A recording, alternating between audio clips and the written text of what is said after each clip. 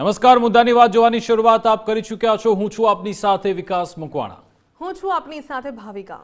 મુદ્દાની વાતમાં જે વાત કરીશું ઈરાન ઇઝરાયલ અમેરિકા યુદ્ધ જેનો 10મો દિવસ આવી ગયો છે અને 10મા દિવસે જે યુદ્ધની શરૂઆત કરાવી હતી અમેરિકાએ ડોનાલ્ડ ટ્રમ્પ એ જાણે કે પોતાની જાળમાં ફસાઈ ગયા એવું લાગી રહ્યું છે। અહીંયા ફરી એકવાર અમેરિકાએ મોટું બ્લન્ડર કર્યું છે એવો દાવો થઈ રહ્યો છે, કારણ કે અમેરિકાનો અને ડોનાલ્ડ ટ્રમ્પનો ઉદ્દેશ્ય હેતુ હતો કે રિઝિમ ચેન્જ કરી દેવી, પણ તમે જુઓ કે ખામેની 1 ગયા અને હવે ખામેની 2 આવી ગયા છે। જી હા, ઈરાનના નવા સુપ્રીમ લીડર હવે દેશની સામે વિશ્વની સામે આવી ચૂક્યા છે। મોજતુબા ખામેની કે જેમણે ઈરાનનું એ સર્વોચ્ચ પદ સંભાળી લીધું છે અને એના કારણે જ ડોનાલ્ડ ટ્રમ્પ બરોબરના આંકડાયા છે, કારણ કે વિશ્વભરમાં અત્યારે તેમનું જે આ પગલું હતું કે ભાઈ ઈરાન પર એટેક કરી દેવો, રાષ્ટ્રપતિ ભવનને ઉડાવી દેવું, ખેમેનીને હટાવી દેવા અને ત્યાં સત્તા પલટો થઈ જશે, તેને લઈ અત્યારે જોરદાર ચર્ચા એ થઈ રહી છે કે ફરી એકવાર અહીંયા ભોપાળું વાળવામાં આવ્યું છે, કારણ કે ન તો રિઝિમ ચેન્જ થઈ, ન તો અહીંયા કોઈ એમને પરમાણુ હથિયાર મળી રહ્યા છે અને એનાથી ઉલટું અમેરિકાની જ્યાં જ્યાં એમ્બેસી આવેલી છે અથવા તો એમના બેઝ આવેલા છે ત્યાં ઈરાન તાબડતોબ હુમલા કરી રહ્યું છે। અને જેવું આ પદ સંભાળ્યું મોજતુબા ખેમેની એમણે વધુ કેટલાક ઘાતક એટેક કરવાની શરૂઆત કરી નાખી છે। એટલું જ નહીં, એક નવી બ્લુપ્રિન્ટ પણ ઈરાને તૈયાર કરી છે, એ વિશે બતાવીશું અને સાથે સાથે ચીન પણ આમાં જોડાઈ ગયું છે। પહેલા આપણે રશિયાની વાત કરી હતી, રશિયાએ જે રીતે તમામ એક એવી ઇન્ફોર્મેશન ઈરાનને આપવાની શરૂઆત કરી હતી, ઇન્ટેલિજન્સ ઇન્ફોર્મેશન આપવાની શરૂઆત કરી, અને હવે ચીન પણ આમાં કેવી ચાલ ચાલી રહ્યું છે એ વિશે પણ વાત કરીશું। એટલે કે ઈરાનની જોડે રશિયા પ્લસ ચાઇના સાથે સાથે પોતાના પ્રોક્સી એની સાથે ઈરાન અત્યારે લડી રહ્યું છે।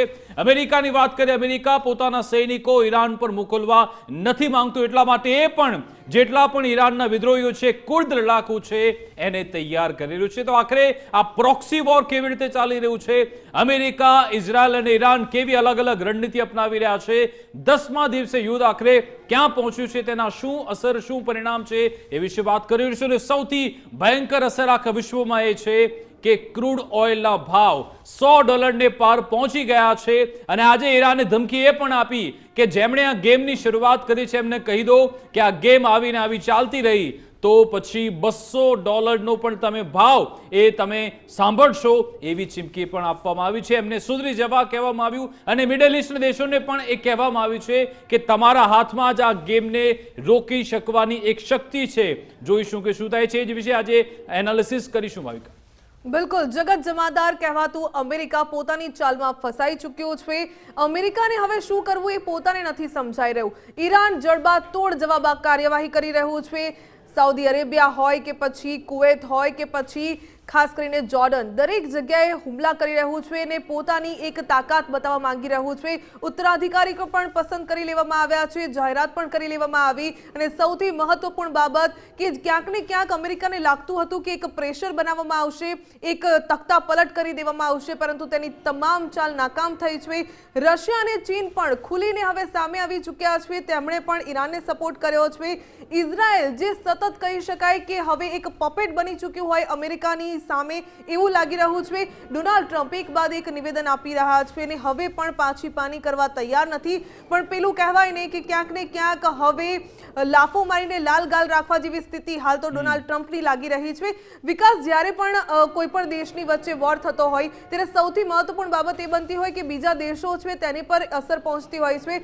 સ્ટેટ ઓફ હોર્મુઝ જે બંધ કરી દેવામાં આવ્યું છે, ક્રૂડ ઓઇલના ભાવ વધી ચૂક્યા છે, દરેક દેશની ઇકોસિસ્ટમને અસર થઈ રહી છે, ભારતમાં પણ તેની અસર જોવા મળી રહી છે।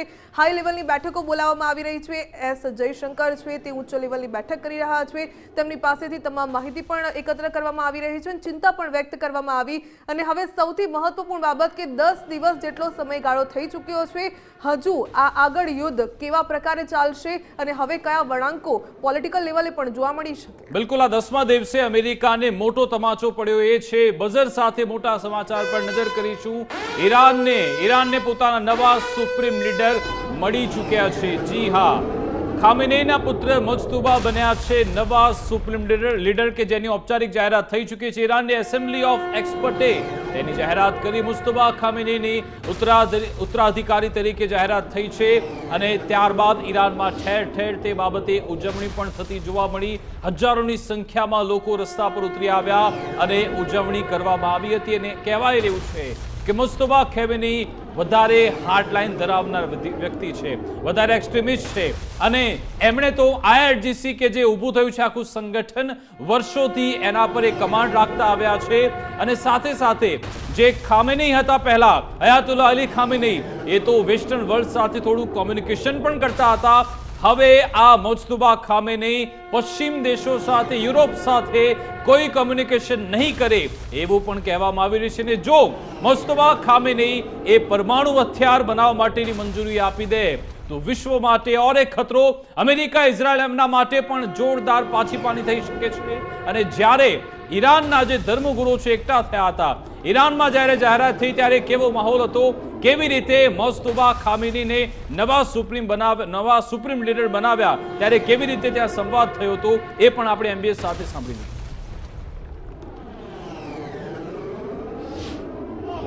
قاطع مجلس خبرگان حضرت آیت الله العظما سید مجتبی خامنه‌ای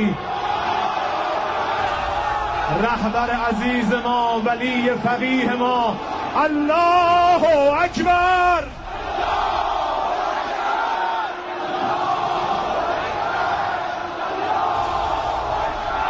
الله.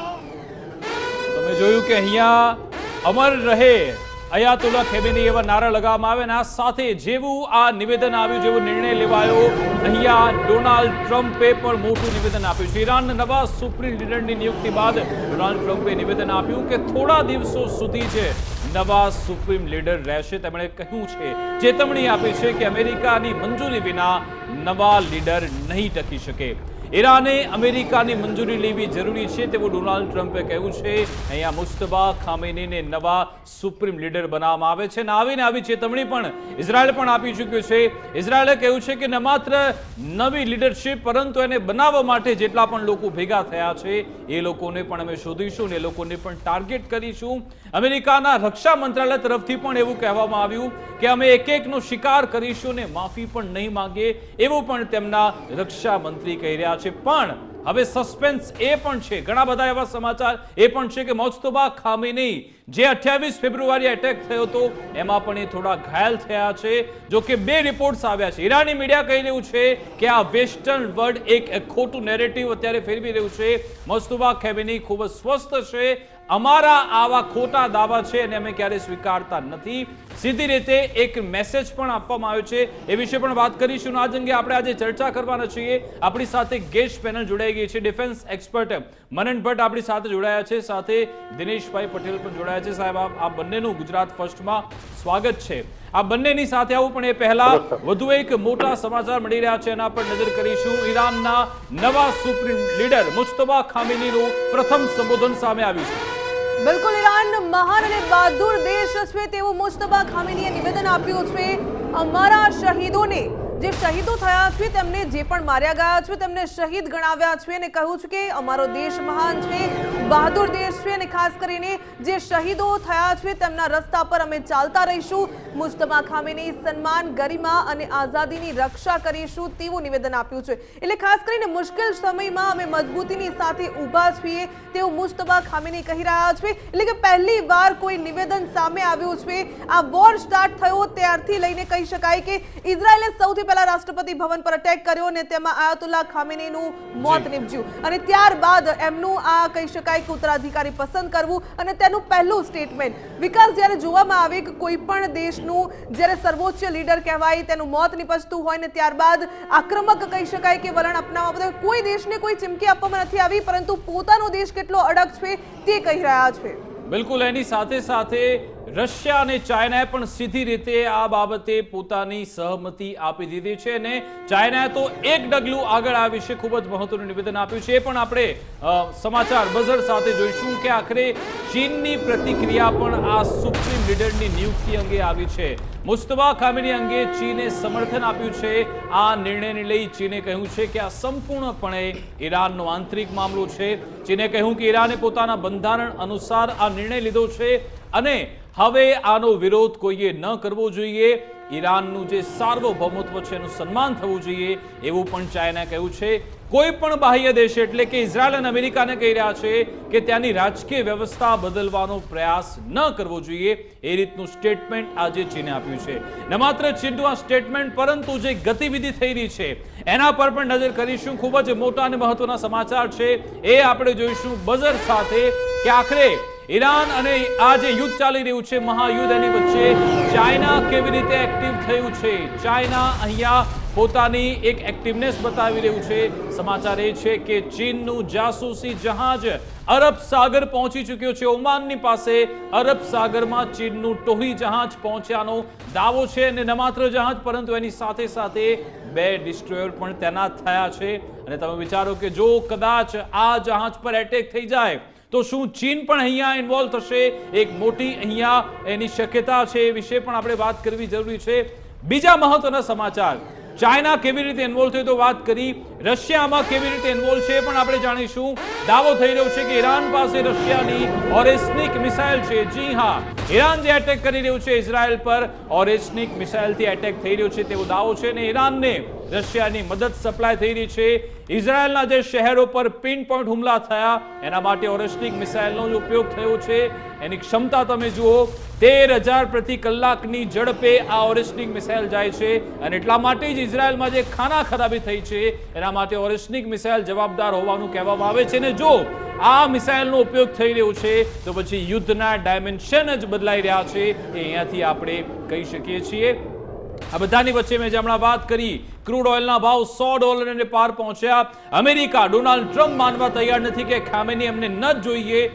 તણાવ ખૂબ જ વધી રહ્યું છે એટલા માટે જ એને આપણે સમજવાનો પ્રયત્ન કરીશું. ક્રૂડ ઓઇલના ભાવ ભાવિકા સતત વધી રહ્યા છે. ઓઇલના ભાવમાં તીવ્ર ઉછાળો જોવા મળ્યો જેનાથી વૈશ્વિક અર્થતંત્ર માટે એક નવો જ ખતરો ઊભો થયો. ગલ્ફ ક્ષેત્રમાં ચાલી રહેલા આ સંઘર્ષથી સપ્લાય ચેન સંપૂર્ણપણે ખોરવાઈ જવાનો ભય ઊભો થયો છે જેની સીધી અસર આગામી દિવસોમાં સામાન્ય માણસના રસોડા અને ઈંધણની જરૂરિયાતો પર પડી શકે છે. હાલમાં આંતરરાષ્ટ્રીય બજારમાં ક્રૂડ ઓઇલના ભાવ પ્રતિ બેરલ $100ના સ્તરને પાર કરી ચૂક્યા છે તો અમેરિકન ક્રૂડ રેકોર્ડ બ્રેક 20%ના ઉછાળાની સાથે $109 પ્રતિ બેરલને પાર કરી ગયું. યુદ્ધમાં અનેક દેશની ઓઇલ સુવિધાઓ પર હુમલા થયા. હોર્મુઝ સ્ટ્રેટ બંધ થવાથી ક્રૂડની સપ્લાય ચેનને મોટો ફટકો પડ્યો અને કતારના ઉર્જા મંત્રીનું એક મોટું નિવેદન સામે આવ્યું. મંત્રી સાદ અલ કાબીએ કહ્યું હતું કે યુદ્ધ નહીં રોકાય તો ખાડી દેશોમાં ઉત્પાદન સંપૂર્ણપણે ઠપ થઈ શકે છે. એટલે કે હવે ઇકોસિસ્ટમ પર અસર થઈ શકે છે. જે સૌથી મોટી ઓઇલ રિફાઇનરી પર હુમલો કરવામાં આવ્યો હતો ત્યારબાદ તેલ અવીવમાં પણ કહી શકાય કે હુમલાની ઘટનાઓ સામે આવી હતી. એટલે વિકાસ કહી શકાય કે દરેક દેશ પર આ વોરની અસર ચોક્કસપણે જોવા મળશે. બિલકુલ, એટલે આ ઘણા બધા સમીકરણ, ઘણા બધા ડાયમેન્શન છે એ જ અંગે વાતચીત કરીશું. આપણે ગેસ્ટ પેનલ સ્ક્રીન પર લાવી દઈએ. સૌપ્રથમ મનનજી, આપની પાસે આવવા માંગીશ કે આજે નવા સુપ્રીમ લીડર ઈરાન આવી ગયા. ડોનાલ્ડ ટ્રમ્પ કહી રહ્યા છે કે હું આનાથી ખુશ નથી, જાણે કે કોઈ ભગવાન હોય એવી રીતે વાત કરી રહ્યા છે. એની સામે એમનું પણ રિએક્શન, ચાઇનાનું ઇન્વોલ્વ થવું, રશિયાનું ઇન્વોલ્વ થવું, કેવી રીતે તમે આને જુઓ છો?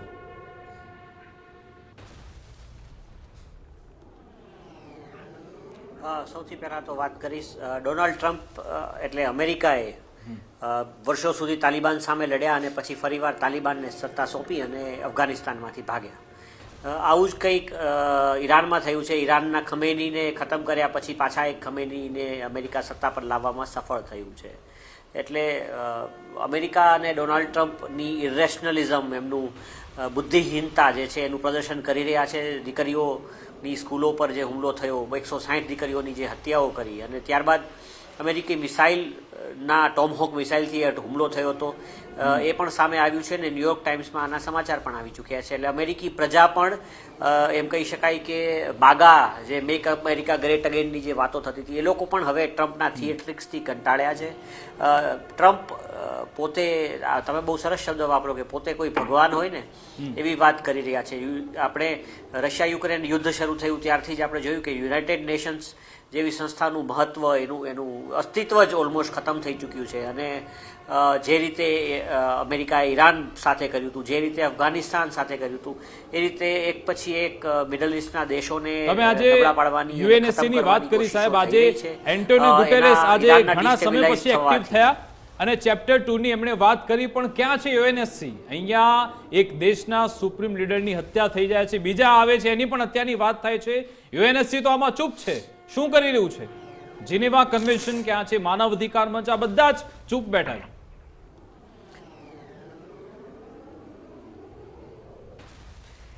બહુ સાચી વાત છે. બધા દેશો ચૂપ બેઠા છે અને એમ કહી શકાય કે જાણે લોકોને સાપ સૂંઘી ગયો હોય ને. અમેરિકા જે રીતે બેલિજરન્ટ થયું છે અને નિર્દોષ સિવિલિયનોની જે રીતે હત્યાઓ થઈ રહી છે, જોતા સમગ્ર વિશ્વ અત્યારે જાણે સાપ સૂંઘી ગયો એવી રીતે ચૂપ બેઠું છે. અને આ પરિસ્થિતિની અંદર એટલું તો ચોક્કસ છે કે યુનાઇટેડ નેશન્સ જેવી સંસ્થાનું મહત્વ ખતમ થઈ ગયું છે. હવે જ્યાં સુધી લોકોમાં આંતરરાષ્ટ્રીય સ્તરે જે તાકાત છે, મોટી મહાસત્તાઓ છે, તેમાં રેશનલિઝમ નહીં આવે, માનવતા નહીં દાખવે તો આ વિશ્વને ક્યાં લઈ જશે? કેમ કે હમણાં તમે જે ખબર બતાવી કે ચાઇનાની 2-3 શિપ્સ એટલે 2 ડિસ્ટ્રોયર ને 1 ટોહી જહાજ ઓલરેડી રવાના થઈ ચૂક્યા છે આ સંઘર્ષના ક્ષેત્રમાં. તો એ પ્રાઇમા ફેસી તો એવું લાગી રહ્યું છે કે એ લોકો એમના જહાજને સુરક્ષા આપવા માટે જઈ રહ્યા છે. પરંતુ ન કરે નારાયણ ને ઇઝરાયલ, જેને ફોલ્સ ફ્લેગ અટેક કરવાની ટેવ છે, જેને એવું કહેવાય છે કે ઇઝરાયલે અબુધાબી અને યુએઈમાં હુમલા કરાવ્યા છે, એવા સમાચાર પણ છે. અને જો ઇઝરાયલ આવું કંઈ કરી બેસે તો પછી આપણે જે શંકાઓ સેવી રહ્યા છીએ છેલ્લા એક વીકથી કે કદાચ વિશ્વયુદ્ધ ફાટી ક્યાંક ન નીકળે. કેમ કે જો ચીન ઇન્વોલ્વ થાય, જો રશિયા ઇન્વોલ્વ થાય, ઇઝરાયલ જો કોઈ ફોર્સ ફ્લેગ અટેક કરીને રશિયા કે ચીનના કોઈ એવા વેસલ પર, એની કોઈ શિપ પર હુમલો કરી બેસે તો સમગ્ર વિશ્વમાં મોટું કાંડ થઈ જાય અને વિશ્વયુદ્ધ ફાટી નીકળે એવી શક્યતા રહેલી છે. અને આ બધા માટે હું ફરીવાર કહું છું, જવાબદાર ઇઝરાયલ જ છે. કેમ કે એ જ પોતાની અલગ અલગ ચાલો વડે બિલકુલ એ જ સમજવું જોઈએ દિનેશજી કે આમાં જે રીતે મનનજી પણ વાત કરી, પોતાની ચાલ વડે અમેરિકાના પ્રેસિડેન્ટને ઇન્વોલ્વ કર્યા. આવો સાહેબ આપની જોડે જે રીતે દિનેશભાઈ મનનજીએ પણ વાત કરી કે આ વિશ્વયુદ્ધ ફાટી નીકળી શકે છે, રશિયાની ઓરેસ્નિક મિસાઇલનો ઉપયોગ આ યુદ્ધમાં થવો, ચાઇનાનું જહાજ ઓમાનની પાસે અરબ સાગર સુધી પહોંચી જવું, આ શું સંકેત આપે છે? આજે રશિયા અને ચાઇના બંને મોજતોબા ખામેનીની પસંદગી બદલ અભિનંદન પણ આપ્યા. અમેરિકા ઇઝરાયલને આડકતરી રીતે ચેતવણી પણ આપી દીધી. એને તમે કેવી રીતે જુઓ છો? નમસ્તે વિકાસભાઈ અને Bhavika, thank you for inviting me. જી, સૌથી પહેલા તો છે ને હું એ કહેવા માંગીશ, સેકન્ડ વર્લ્ડ વોર પહેલા વિલ્સન ચર્ચિલે અમેરિકા વિશે કહેલી વાત છે કે Americans can always be counted to do right things after they have exhausted all other possibilities. બહુ મોટી વાત છે કે અમેરિકાને તમે ગણી શકો કે બધી એ છેલ્લે આવીને સાચી રાઈટ વાત કરવાની, રાઈટ વસ્તુ કરે છે, પણ એના પહેલા બધી ખોટી જે રીતો છે તેને પહેલા એ લોકો એક્સપેરિમેન્ટ કરી લે છે. અને ત્યાર પછી બધું ખૂબ જ એમ કે મોડું થઈ ગયું હોય છે. તો એ રીતે અત્યારે જે રીતે અમેરિકા સ્ટેપ્સ લઈ રહ્યું છે, હું અત્યારે ઇમિડિયેટલી વર્લ્ડ વોરની સિચ્યુએશન નથી જોતો, પણ અત્યારે એવી સિચ્યુએશન ઊભી થઈ છે કે દુનિયા અત્યારે Donald Trump is becoming most unpopular person in the world right now, even among the allied countries. કારણ કે જ્યાં આ જે ડીઝલના અને ઓઇલના ભાવ વધી રહ્યા છે એની અસર દરેક દેશ પર પડી રહી છે. અને બીજું શું છે કે તમે જેમ કહ્યું એમ કે ભગવાન પોતાની જાતે સમજી લો, દરેક કન્ટ્રીની સોવર્નિટી પર આ રીતે એટેક કરવો ને, ભલે ને સામેવાળા ડિક્ટેટર હોય કે ગમે તે હોય, પણ you can't interfere in the independence of the other countries. એ દુનિયા પછી નાનો દેશ હોય એટલે એની ઉપર દાદાગીરી કરવી. અને બીજી એક વસ્તુ કહેવા માંગીશ કે વેનેઝુએલા અને બાંગ્લાદેશમાં એ લોકો જે રીતે સત્તા પલટો કરી શક્યા, એ જ વસ્તુથી ઉપર એમને ઘમંડ આવી ગયો. અને એ ઘમંડ એટલા માટે, અને એના માટે કહેવાય છે કે સક્સેસ બ્રિંગ્સ એરોગન્સ અને એરોગન્સ બ્રિંગ્સ ફેલિયર. સફળતા તમને ઘમંડ લઈ આવે છે અને પછી જે ઘમંડ છે તે તમને નિષ્ફળતા તરફ દોરી જાય છે. અત્યારે જે રીતે ઈરાન ફાઇટ આપી રહ્યું છે, આજે 14 કન્ટ્રીઝની ઉપર ઓલમોસ્ટ એણે એટેક ચાલુ કરી દીધા છે. અને હવે ઇઝરાયલ અને અમેરિકા વચ્ચે બી ડિફરન્સ ઓફ ઓપિનિયન ચાલુ થઈ ગયા છે. કારણ કે જે રીતે ઇઝરાયલે વોટર રિસોર્સિસ, આજે તમે હ્યુમેનિટેરિયન ગ્રાઉન્ડ પર, અને જે રીતે તમે કહ્યું કે મનન સાહેબે બી કહ્યું કે બધા જે હ્યુમન રાઇટ્સ વાળા અત્યારે કેમ ચૂપ બેઠા છે, all human rights have been violated, અને એની સામે કોઈ ઊભું થતું નથી. અત્યારે પાણીના સોર્સિસ આપણે જાણીએ છીએ કે ત્યાં અરેબિયન મિડલ ઇસ્ટની અંદર પાણીના પ્રોબ્લેમ છે. એ લોકો સમુદ્રનું પાણી પ્યોરિફાય કરીને લોકોને આપે છે. આજે જે વોટર પ્લાન્ટ પહેલા એ ઓઇલ ટેન્ક પર એટેક થયો, ત્યારબાદ જે શનિવારે રાત્રે જ્યાં એના મુખ્ય 3 સ્ત્રોત છે, 3 મેઇન જે ઓઇલ સંરક્ષણ જે ક્ષેત્રો છે ત્યાં એટેક કરવામાં આવ્યો. તો એ શું બતાવે છે? એની આર્થિક વ્યવસ્થાને તોડવાનો પ્રયત્ન છે. જો ડોનાલ્ડ ટ્રમ્પ કહી રહ્યા છે કે નવી રિઝિમ લાવવા માંગીએ છીએ, નવી રિઝિમ આવશે તો એ કેવી રીતે દેશ સંભાળશે? એટલે આ તો એક આખા દેશને એ નકશામાંથી ભૂસવાનો જ પ્રયત્ન કરી રહ્યા છે. મનનજી, મારે તમારી પાસે આવવા માંગુ છે કે આ જે સનકી ડોનાલ્ડ ટ્રમ્પ છે એને કોણ રોકી શકે? મારું તો માનવું એ છે એક તો અમેરિકાની જનતા અને બીજા મિડલ ઇસ્ટના એ જ દેશો કે જ્યાં અમેરિકાના બેઝ આવેલા છે. આ બેમાંથી કોઈ એક આગળ વધશે ખરા? આપને લાગી રહ્યું છે ખરા? હા, જો મને લાગી રહ્યું છે એનું કારણ કે તમે લાસ્ટ જે યુદ્ધ થયેલું આજે યુદ્ધની અંદર જ્યારે તમે ડિસેલિનેશન પ્લાન્ટ એટલે કે દિનેશજી, આ સવાલ મેં મનનજીને પૂછ્યો તો આવું છું ખાડીના દેશોમાં જ્યાં સુધી ડિસેલિનેશનની પ્રક્રિયાઓ શરૂ નહોતી થઈ, જી બોલો મનનજી. આ ડિસેલિનેશનની પ્રક્રિયાઓ વિકાસથી જ્યાં સુધી શરૂ નહોતી થઈ ત્યાં સુધી આ ખાડીના દેશો એકદમ પાણી વિના તરફડતા હતા. ત્યાં વસ્તી નહોતી, કોઈ જવા તૈયાર નહોતું. તો આ ક્રૂડ ઓઇલ આવવાથી, ડિસેલિનેશન, આ બધી તકનીકો આવવાથી ક્રૂડ ઓઇલના પૈસા આવ્યા અને ત્યાં સમૃદ્ધિ આવી. ડિસેલિનેશન પ્લાન્ટથી ત્યાં પ્રદેશો રહેવા લાયક બન્યા. એટલે જે રીતે ઇઝરાયેલે ડિસેલિનેશન પ્લાન્ટ્સ પર જ્યારે હુમલા કર્યા, જ્યારે ક્રૂડ ઓઇલના ભંડારો પર હુમલા કર્યા, ત્યારે અમેરિકાએ ઇઝરાયેલને સંદેશ મોકલ્યો છે કે તમે આ શું કર્યું. હવે ડોનાલ્ડ ટ્રમ્પની જે રીતની એમ કહી શકાય કે જે રીતની બરબાદી નોતરી રહ્યા છે નેતાન્યાહુની સાથે મળીને, એને એ જોતા હવે નજીકના સમયમાં જો એવું ન જોવા મળે કે આ યુદ્ધ રોકાય પછી ખાડીના દેશો, ગલ્ફ કન્ટ્રીઝ અને ટ્રમ્પને કહી દે કે અમેરિકન કોઈ પણ પ્રકારના બેઝિસ, મિલિટરી બેઝિસ અમે અમારા દેશોમાં પરમિટ નહીં કરીએ, આ એની ફોલઆઉટ બહુ મોટો થવાનો છે. નો ડાઉટ અમેરિકાના જે એક્શન્સ છે તેનાથી ઈરાનની બરબાદી થઈ રહી છે અને કાર્પેટ બોમ્બિંગ કરી રહ્યા છે. જનતાને આખા દેશને બરબાદ કરવા ઉપર, શહેરોને ખતમ કરવા ઉપર એ લોકો આવી ગયા છે. અને આટલી બધી માનવજાત ઉપર ત્રાસદી ક્યારેય જોવા મળી નથી. અને એને માટે કારણ એમણે આપ્યું છે કે એમને શરૂઆતનું કારણ હતું કે એમને સત્તા પલટો કરવો છે. પછી એમણે કારણ આપ્યું કે એમની પાસે ન્યુક્લિયર બોમ્બ્સ છે. પછી એમ કહ્યું કે ન્યુક્લિયર બોમ્બનું આર્સેનલ તો અમે ખતમ કરી ચૂક્યા છે. અને હકીકત એ છે કે જો ઈરાન પાસે ન્યુક્લિયર બોમ્બ હોત તો અમેરિકાની હિંમત ન થાત કે એની પર હુમલો કરે. એટલે આ માણસો સનકી છે અને જે રીતે આમ જનતા અને માનવજાતની બરબાદી થઈ રહી છે, ડોનાલ્ડ ટ્રમ્પ એ કહી શક્યા નથી, ના નેતાન્યાહુ કહી શક્યા છે કે ભાઈ આ યુદ્ધની શરૂઆત કેમ થઈ હતી, કેમ આટલી ખાના ખરાબી તમે ઈરાનમાં કરી, એનું કોઈ ચોક્કસ કારણ ના ડોનાલ્ડ ટ્રમ્પ પાસે છે ના નેતાન્યાહુ પાસે છે. દિનેશજી, આપનું શું કહેવું છે? એક તો એ જે મેં વાત કરી કે આ ટ્રમ્પને રોકશે કોણ? શું રશિયા, ભારત, ચાઇના જેવા દેશો એક થવું પડશે કે પછી અમેરિકાની જનતા ડોનાલ્ડ ટ્રમ્પને રોકી શકે કે પછી આ મિડલ ઇસ્ટના દેશો કે જે અમેરિકાના બેઝ આવેલા છે એ કોઈને કોઈ રીતે અમેરિકાને રોકે? આપને શું લાગે છે?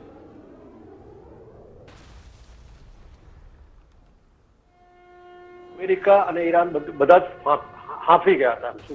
એટલે અત્યારે 10 દિવસ પૂરા થઈ ગયા છે અને 10 દિવસ પૂરા થયા પછી બી કોઈ પણ રીતે નોટ એ 1% અમેરિકા જીતી રહ્યું છે એવું દેખાઈ રહ્યું છે.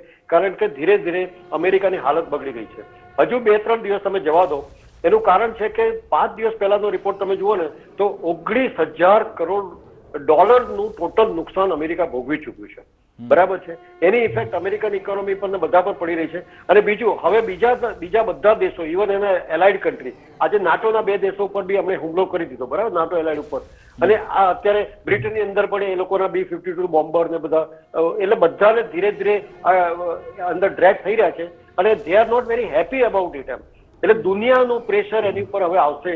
કારણ કે ઓઇલના $100 વધારે પર બેરલ જયારે કોસ્ટ વધી ગઈ છે તો એની ઇફેક્ટ દરેકને પડવાની છે. અને પીપલ ડોન્ટ કેર કે એની પોતાની પર્સનલ એમ્બિશન શું છે, એને ઈરાન કેમ જોઈએ છે અને ઈરાનને લઈને શું કરવા માંગે છે, વેનેઝુએલાને લઈને શું કરી નાખ્યું, અને બાંગ્લાદેશમાં રિઝમ ચેન્જ કરીને બાંગ્લાદેશની હાલત કેટલી ખરાબ અત્યારે થઈ ગઈ છે હવે બધા જોઈ રહ્યા છે. અને બિલકુલ જે રીતે દિનેશજી, અત્યારે દરેક અમેરિકાનું સ્ટેન્ડ તો પોતાને ક્લિયર હોય એવું નથી લાગી રહ્યું, કારણ કે ડોનાલ્ડ ટ્રમ્પ જેમ મનમાં આવે તે પ્રકારે પોતાના નિયમો બદલી રહ્યા છે અને પછી કાર્યવાહી કરી રહ્યા છે, પરંતુ આ બધાની વચ્ચે ઈરાનની પાસે જે રશિયાની મિસાઇલ જોવા મળી છે એને લઈને શું લાગી રહ્યું છે કે જે અમેરિકા પ્રેશર બનાવવા માંગી રહ્યું હતું, પરંતુ હવે ઈરાનની સાથે આવીને રશિયા અને ચીન બંને પ્રેશર બનાવી શકે અમેરિકા પર? ડેફિનેટલી અત્યારે એ પ્રેશર ડોનાલ્ડ ટ્રમ્પ પર ઊભું થઈ જ રહ્યું છે. અને ડોનાલ્ડ ટ્રમ્પ અત્યારે છે ને ખાલી પોતે એક સ્ટેટમેન્ટ આપી રહ્યા છે કે અમે જીતી રહ્યા છે, એને કોઈ સપોર્ટિવ એવિડન્સ નથી કે ખરેખર એ લોકો જીતી રહ્યા છે. એ લોકો એમ કહે છે કે અમે એમના ન્યુક્લિયર આર્સેનલને અમે કેપ્ચર કરવા માંગીએ છીએ. અત્યારે તમે લેટેસ્ટ જોશો તો ઈરાને પર્ટિક્યુલરલી હજુ તો એની જે બેઝિક એની જે રિયલ મિસાઇલો છે, રિયલ એના ડ્રોન છે, અને અત્યારે છેલ્લા 2 દિવસથી ડ્રોન એ લોકોએ મિસાઇલ એટેક ઓછા કરી નાખ્યા છે. ઓલમોસ્ટ 70-80% મિસાઇલ એટેક ઓછા કરીને ડ્રોન એટેક પર એ લોકો વધી ગયા છે, કારણ કે ડ્રોન મિસગાઈડ કરી રહ્યું છે પેલા લોકોની મિસાઇલ અને ડિફેન્સ સિસ્ટમની અંદર. બીજી એક વસ્તુ અત્યારે જે જાણવા મળી છે કે એ લોકોએ 1500 ફ્લીટની નાની બોટ તૈયાર કરી છે. It is called mosquito fleet. એટલે નાની બોટ એવી છે જે 130 કિલોમીટરની સ્પીડ પર સમુદ્રમાં ચાલે છે, અને એ બોટને તમે ગાઈડ કરીને ગમે ત્યારે ડિસ્ટ્રોય સામે, અને they are carrying missiles also. એટલે સમુદ્રમાં જે હાહાકાર મચાવવા માટે હમણાં જ આપણે વાત કરી રહ્યા હતા ને તમે મનનજી, તમે જ કદાચ કહ્યું કે ડોનાલ્ડ ટ્રમ્પે કહ્યું અમે જીતી ગયા છીએ. જ્યારે યુકેના પ્રધાનમંત્રી સ્ટારમર એમણે જ્યારે 2 એરક્રાફ્ટ મોકલ્યા એ બાબતે એમણે ટ્વીટ કર્યું હતું કે તમે બહુ લેટ છો, અમારે તમારા એરક્રાફ્ટની જરૂર નથી. પ્રધાનમંત્રીને આ રીતે સંબોધીને કહ્યું અમે તો બધા જીતી ગયા છીએ, આ હવે તમારી જરૂરિયાત નથી. હમણાં જ ફોક્સ ન્યૂઝે કવર કર્યું, અહીંયાના સેક્રેટરી છે માર્કો રૂબિયો એમ કહી રહ્યા છે કે હજુ પણ અમે રસ્તામાં છીએ જીતના, હજુ અમે જીત્યા નથી. રાષ્ટ્રપતિ ડોનાલ્ડ ટ્રમ્પ એમ કહે છે અમે જીતી ગયા છે, એમના પોતાના સેક્રેટરી એમ કહે છે કે હજુ જીત બાકી છે. મનનજી, we are well on our way to achieving that objective every single day. જીતનો માપદંડ એ છે કે તમે એક યસ વિકાસજી, જીતનો માપદંડ શું એ છે કે તમે કોઈ દેશમાં રહેલી માનવ જાતને ખતમ કરી નાખો, નિકંદન વાળી દો, એની સ્કૂલોના બાળકોને મારી નાખો, સિવિલિયન્સની હત્યાઓ કરી નાખો, તેહરાન આખા શહેરને તમે ફ્લેટ ગાઝાની જેમ એક આખા ખંડેરમાં પરિવર્તિત કરી નાખો. જો જીતનો એ માપદંડ એ હોય તો એ લોકોએ અચીવ કર્યો છે, અને એને જીતને માનીને તો પછી એમને વાય ડોન્ટ ધે વિથડ્રો. અને માર્કો રૂબિયો જો એમ કે છે જો અમે જીત્યા નથી, તો હવે એમને જીત માટે જોઈએ છે શું? ખરેખર આ લોકો દિશાશૂન્ય છે, અને જો કોઈ શૈતાન આ દુનિયામાં ક્યાંય હાજર હોય ને તો આ લોકો જ હોય એવું લાગી રહ્યું છે. અત્યાર સુધીમાં અમેરિકાનો જો મુખોટો હતો એક ભારતના, જ્યારે ઓપરેશન સિંદૂર આપણે કર્યું ને ત્યારે પછી એક આતંકી દેશ, જેને અત્યારે એ લોકો ઈરાનના લોકો આતંકી કર્યા છે, પણ પ્રોક્લેમ્ડ ટેરરિસ્ટ નેશન પાકિસ્તાન, એના ફિલ્ડ માર્શલને વધુ એક સમાચાર આપી દઉં કે જે બેસાડીને થાબડબાણા જે અમેરિકાએ ડોનાલ્ડ ટ્રમ્પે કર્યા, અને અત્યારે જે દર્શક મિત્રો જોઈ રહ્યા છે વધુ કેટલાક બોડી બેગ્સ અમેરિકા પરત ફરી રહ્યા છે. વ્હાઇટ હાઉસ પોતે એ ટ્વીટ કરે છે, freedom is never free, America will never forget there service and sacrifice. વધુ કેટલાક બોડી બેગ્સ અમેરિકા પહોંચી રહ્યા છે. મારો સવાલ એ છે બંનેને કે આટલા બોડી બેગ્સ ત્યાં પહોંચી રહ્યા છે, એમના જવાનોના મોત થઈ રહ્યા છે, તો પણ એની જનતા કેમ નથી રોકી રહી ડોનાલ્ડ ટ્રમ્પને? ના ત્યાંના સાંસદો, ના ત્યાંના વિપક્ષો.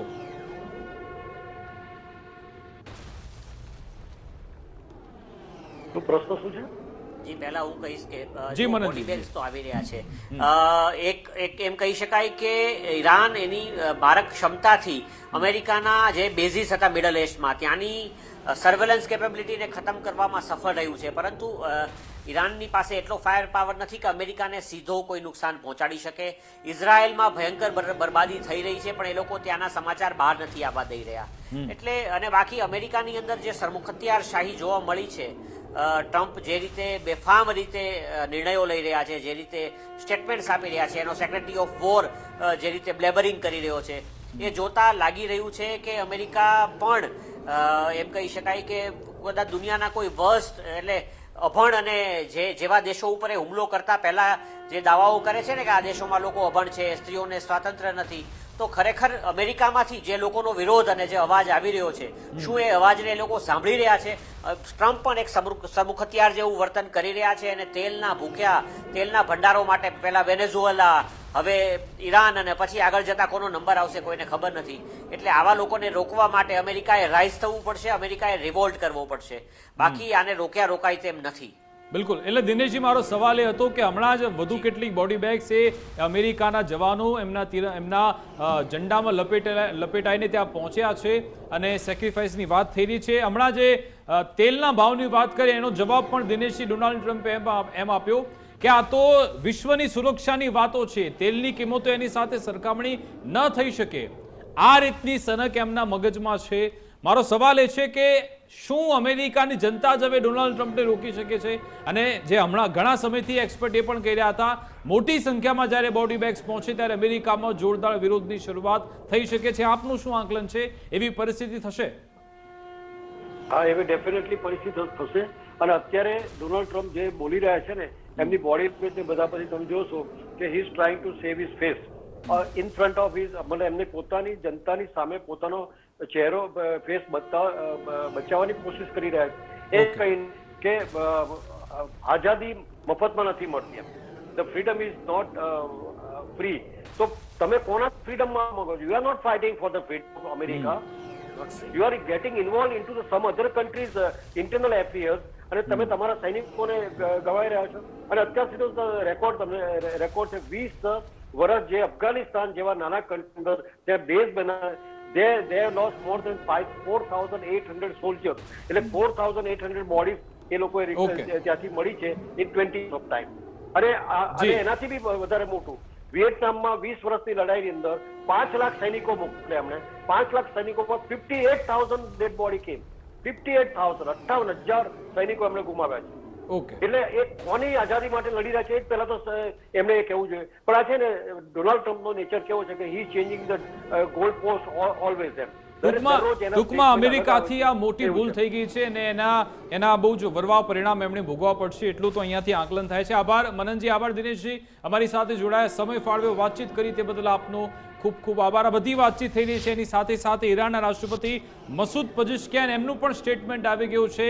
એમણે કહ્યું છે કે જે નવા લીડર આવ્યા છે એ ઈરાનની એકતા, સાર્વભૌમત્વ, એના વિકાસ માટે, પ્રગતિ માટે કામ કરતા રહેશે, આઝાદી માટે કામ કરતા રહેશે એવી આશા છે. એટલે કે ત્યાંની હવે જે પોલિટિકલ લીડરશિપ છે પણ ઇન્ટેક્ટ થઈ રહી છે. IRGC તો છે જ, એની ગ્રાઉન્ડ લેવલની પોલીસ આ તમામ એકઠા થઈને જવાબ તો આપી રહ્યા છે. ડોનાલ્ડ ટ્રમ્પ રોજે રોજ નવી રણનીતિ સાથે આગળ વધી રહ્યા છે. હવે આ યુદ્ધ રોકાશે કે ઓર વિકરાળ થશે તેના પર અમારી નજર છે. અમારી વિશેષ રજૂઆત અંતર્ગત બસ આટલું જ. આપ જોતા રહો ગુજરાત ફર્સ્ટ ન્યૂઝ. નમસ્કાર.